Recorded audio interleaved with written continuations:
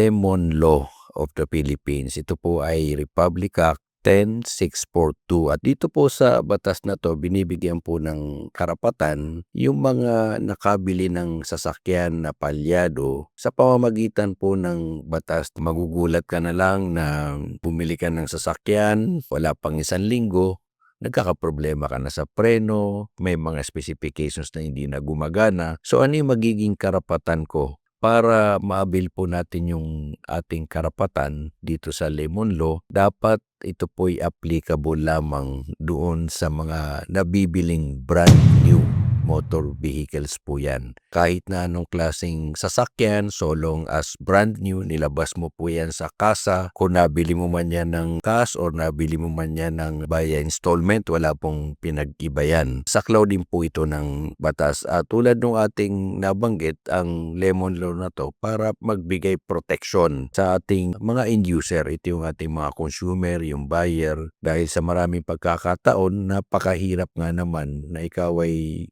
bumili ng bagong sasakyan, kalaunan hindi mo rin siya mapakinabangan.